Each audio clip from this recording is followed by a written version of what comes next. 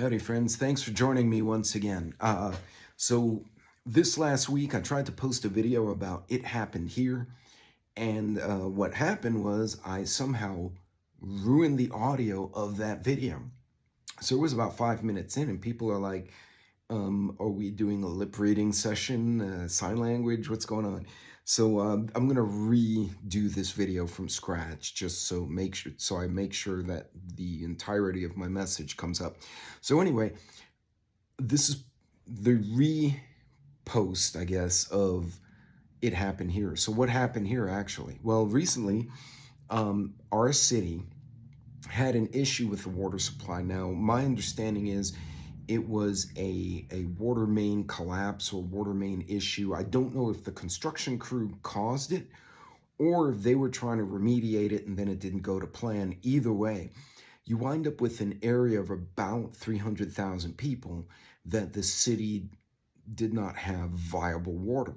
Now, what we do as a family, I like to watch social media, not like YouTube like I'm doing now, but I like to listen to, or watch and read messages from Facebook neighborhood and community groups, as well as X and the, what's it called? Nextdoor app. Nextdoor is uniquely interesting because you can kind of customize it to your zip code and your neighborhoods and stuff like that. And people were saying, hey, there's a water issue. The water pressure is low. So I happened to be going to the grocery store. I had a couple of 5-gallon water bottles that were running low. So I topped them off, really not thinking much about it, and went about my day. I get to Lowe's and I can hear couples going, hey, they have the water bottles. Should we get some? Because we don't know how long this is going to be going on.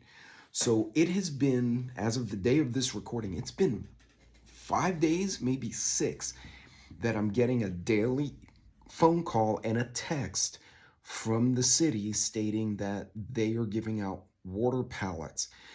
In particular, they said if you have a single-family, single-story home, your water pressure will be lower. But if you live in a multi-family or multi-floor building, the water pressure is not enough to get up, so you may not be able to flush the toilet or do other stuff. The water is drinkable, so they said if it gets to your tap, it is good. The pressure didn't drop, the treatment is correct, but we just don't have enough water pressure. And they're actually now trucking in water from other parts of the state to try and top off the water towers to create that pressure, if you will, to keep things going. And a couple of reminders, because I've done videos on this before, but a couple of reminders. You want to layer your water preps, right? So you want to have, for example, you want to have water for drinking, obviously, also water for cooking. You also want to have a source of water for general purpose stuff, like washing, bathing, general hygiene, cleaning, cleaning areas, stuff like that. And don't forget to factor in pets. So for example, I have pallets of water bottles, which are great for drinking.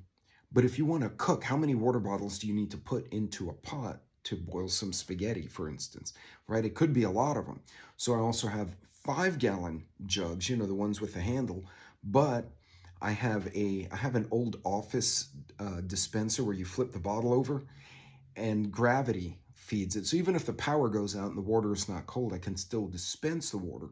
I also have a manual pump that I can use to pump the water into a container or glass, whatever, so I'm not tipping over this whole 5-gallon and you spilling. On top of that, because I live in a very dry environment, I don't have any natural water supplies around. So even if I am, for instance, even if I'm in the, I get the best water filter in the world, if there's no water to filter in the first place, I have a problem.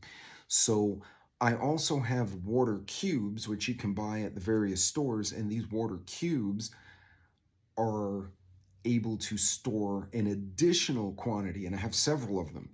That water, although it's drinkable, is meant for flushing, doing dishes, cooking, and miscellaneous. And those, because they sit around a little longer, I do treat those with bleach. And I'm going to do a separate short video on how I keep track of that.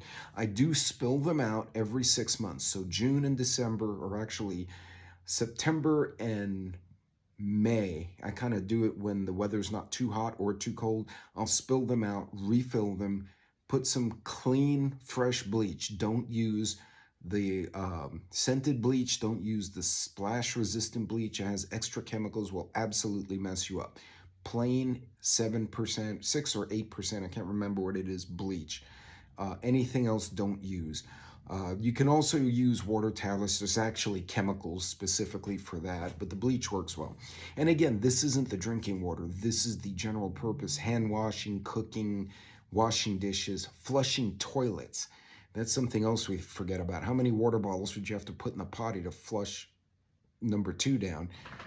As opposed to just getting, you know, a Kool-Aid pitcher full of this generic tap water.